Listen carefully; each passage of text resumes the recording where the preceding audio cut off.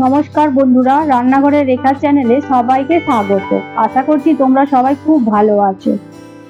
কাঁচকলা, এঁচড় বা বিভিন্ন সবজি যেগুলো দিয়ে কোফতা করা যায় সেসব সবজির আমরা কোফতা খেয়েছি, কিন্তু ঢ্যাঁড়স দিয়ে যে এত সুন্দর মালাই কোফতা করা যায় আর সেই কোফতারই রেসিপি আজকে তোমাদের সাথে শেয়ার করছি। রেসিপিটা জানার জন্য পুরো ভিডিওটা দেখার অনুরোধ রইল তোমাদের কাছে। চলো শুরু করা যাক। তো প্রথমে আমি 500 গ্রাম ঢ্যাঁড়স নিয়ে নিয়েছি। একটা বড় পাত্রের মধ্যে পরিষ্কার জল নিয়ে নেবো, তার মধ্যে ঢ্যাঁড়সগুলোকে দিয়ে দেবো। তো ঢ্যাঁড়সগুলোকে হাতের সাহায্যে খুব ভালোভাবে ঘষে ঘষে ধুয়ে নেবো, যাতে না নোংরা লেগে থাকে। ঢ্যাঁড়সগুলো ধুয়ে নেওয়ার পর একটা পরিষ্কার কাপড়ের ওপরে বিছিয়ে দেবো, যাতে খুব তাড়াতাড়ি ঢ্যাঁড়সগুলো শুকনো হয়ে যায়, বা ঢ্যাঁড়সের গায়ে যাতে জল না থাকে সেদিকে লক্ষ্য রাখতে হবে।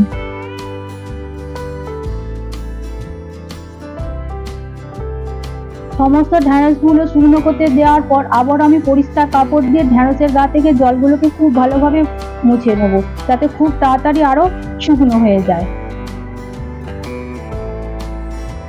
দেখো ঢ্যাঁড়সগুলো পুরোপুরি ভাবে শুকনো হয়ে গেছে। এরপর ঢ্যাঁড়সগুলোকে আমি মাথার দিক আর পেছনের দিকটা প্রথমে কেটে বাদ দিয়ে দেবো, তারপর ছোট ছোট টুকরো টুকরো করে কেটে নেবো। দেখো ঠিক এইভাবে ছোট ছোট করে প্রথমে আমি কেটে নেবো। এই কোফতা খেতে খুবই টেস্ট হয়, আর যারা ঢ্যাঁড়স খেতে পছন্দ করে না তারা যদি এইভাবে ঢ্যাঁড়সের মালাই কোফতা বানিয়ে খায় তো তারা একবার বানালে বারবার বানিয়ে খাবে। একই রকম ভাবে সমস্ত ঢ্যাঁড়সগুলোকে কেটে অন্য একটি পাত্রের মধ্যে আমি রেখে দিলাম। এরপর একটা মিক্সার গ্রাইন্ডার নেবো। তো মিক্সার গ্রাইন্ডারের মধ্যে প্রথমে অল্প অল্প আমি ঢ্যাঁড়স দিয়ে সেটাকে আমি পেস্ট করে নেবো। তো এখানে আমি খুব বেশি মিহি পেস্ট করব না, চপারের মধ্যে যেরকম কাটে সেই রকম ভাবে আমি পেস্ট করে নিলাম। দেখো পেস্ট হয়ে গেছে। দেখো ঠিক এইভাবে চপারের মতো করে আমি পেস্ট করে নিয়েছি। অন্য একটি পাত্রের মধ্যে আমি ঢেলে রেখে দেবো। তো একই রকম ভাবে সমস্ত ঢ্যাঁড়সগুলোকে এইভাবেই আমি পেস্ট করে ওই পাত্রের মধ্যে ঢেলে রেখে দিলাম। এবারে এক একে করে সমস্ত উপকরণগুলো ঢ্যাঁড়সের মধ্যে দিয়ে দেবো। তো প্রথমে দিয়ে দেবো একটা বড় সাইজের কুচনো পেঁয়াজ। এরপর দিয়ে দেবো কুচনো কাঁচা লঙ্কা। তো আমি এখানে 2টো কাঁচা লঙ্কা দিয়েছি। তারপর দিয়ে দেবো 2 চামচ ধনেপাতা কুচনো। দিয়ে দেবো 1.5 চামচ হলুদ গুঁড়ো। দিয়ে দেবো 1 চামচ কাশ্মীরি লঙ্কার গুঁড়ো, 1 চামচ চিনি আর 1.5 চামচের মতো নুন। এবারে লাগছে 1 বাটি বেসন। তো বেসনটাকে আমি একেবারে দিয়ে মেখে নেবো না, অল্প অল্প বেসন দিয়ে এটাকে আমি মাখতে থাকবো। একেবারে বেসন দিলে মাখলে কি হয়, 1 বাটিরও বেশি আরো বেসন লেগে যাওয়ার সম্ভাবনা থাকবে, সেই জন্য অল্প অল্প বেসন দিয়ে মাখাই ভালো। তাহলে কি হয়, এই 1 বাটি বেসনের মধ্যে দিয়ে মিশ্রণটা মাখা হয়ে যাবে।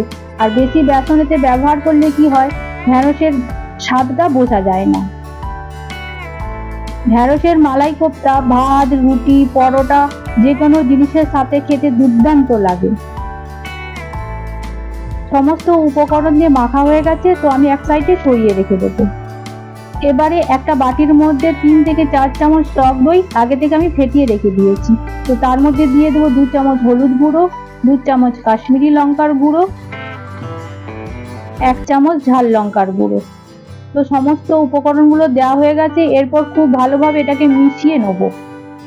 মেশানো হয়ে গেছে, তো এটা এক সাইডে সরিয়ে রেখে দেবো। এরপর মশলাটা আমি তৈরি করে নেবো। তো একটা মিক্সার গ্রাইন্ডারের মধ্যে দিয়ে দেবো একটা বড় সাইজের টুকরো করা পেঁয়াজ। এরপর দিয়ে দেবো একটা বড় সাইজের টুকরো করা টমেটো, 2টো লাল লঙ্কা আর 13 থেকে 14টা রসুন, 1 ইঞ্চি মতো আদা কুচনো দিয়ে ভালোভাবে পেস্ট করে নেবো। দেখো সমস্ত উপকরণগুলোকে খুব ভালোভাবে মিহি করে পেস্ট করে নিয়েছি। এবারে গ্যাসটা অন করে কড়াই বসিয়ে দেবো। দিয়ে দেবো পরিমাণ মতো সাদা তেল। তো তেলটা গরম হতে হতে হাতের মধ্যে আমি অল্প তেল মেখে নেবো, যাতে হাতের মধ্যে এই মিশ্রণটা না জড়িয়ে যায়।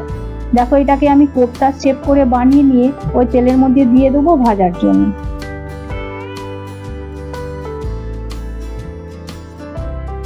এইভাবে একে একে মিশ্রণটাকে কোফতার শেপ করে কড়াইয়ের মধ্যে দিয়ে দেবো।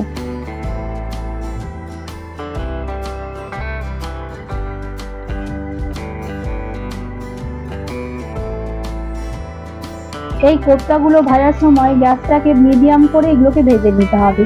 তো প্রথমে আমি 4টে করে কোফতা দিয়ে ভেজে নেব। দেখো এক পিঠ ভাজা হয়ে গেছে, তো অন্য পিঠটা উল্টে দেবো ভাজার জন্য।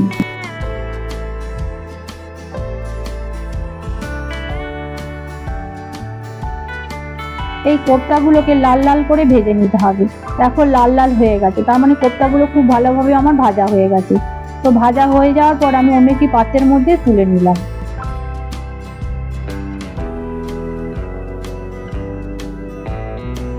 একই রকম ভাবে সমস্ত কোপ্তাগুলোকে ভেজে অন্য একটি পাত্রের মধ্যে আমি রেখে দিলাম। এবারে ওই একই তেলের মধ্যে দিয়ে দেবো 2টো এলাচ, 2টো লবঙ্গ আর দারচিনি, আর দিয়ে দেবো 2টো শুকনো লঙ্কা আর একটা তেজপাতা ছিঁড়ে। তো এই ফোড়নটা ভাজা হয়ে গেলে দিয়ে দেবো আগে থেকে যে মশলার পেস্টটা করে রেখেছিলাম সেই মশলার পেস্টটা। তো এই সময় গ্যাসটাকে মিডিয়াম করে আমি 2 থেকে 3 মিনিট ভাজতে থাকবো। তো তারপর দিয়ে দেবো স্বাদ মতো নুন আর স্বাদ মতো চিনি। এগুলো দেওয়ার পর ভালোভাবে মিশিয়ে নিয়ে আবারও আমি কষতে থাকবো। তো এইটাকে আমি খুব ভালোভাবে কষিয়ে নেবো যতক্ষণ না জলটা শুকনো হয়ে যায়। তো জলটা দেখো শুকনো হয়ে গেছে। তো এরপর আগে থেকে যে দই আর মশলার মিশ্রণটা আমি করে রেখেছিলাম সেই মিশ্রণটা দিয়ে আবারও আমি কষতে থাকবো। মশলাটা কষানোর সময় কিন্তু গ্যাসটাকে কমিয়ে রেখেই মশলাটা কষে নিতে হবে, নাহলে কি মশলাটা পুড়ে যাওয়ার সম্ভাবনা থাকে। মশলাটা কিছুক্ষণ কষে নেওয়ার পর আমি এখানে অল্প জল অ্যাড করে দিলাম। তো এখানে ভাজা মশলা যেহেতু আমি অ্যাড করবো সেই জন্য আমি অল্প জল এখানে অ্যাড করে দিয়েছি। তো তারপর দিয়ে দেবো 2 চামচ ভাজা মশলার গুঁড়ো। তো ভাজা মশলা দেওয়ার পর আবারও আমি খুব ভালোভাবে মিশিয়ে নিয়ে কষতে থাকবো।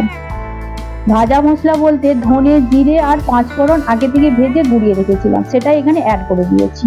তো দেখো মশলাটা কষানো হয়ে গেছে। তো তারপর দিয়ে দেবো পরিমাণ মতো জল। তো গ্রেভিটা করার জন্য এখানে আমি পরিমাণ মতো জল অ্যাড করেছি।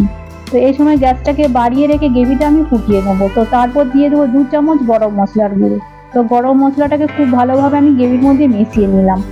তো গ্রেভিটা ফুটে এলেই দিয়ে দেবো আগে থেকে ভেজে রাখা ওই ঢ্যাঁড়সের কোপ্তাগুলো।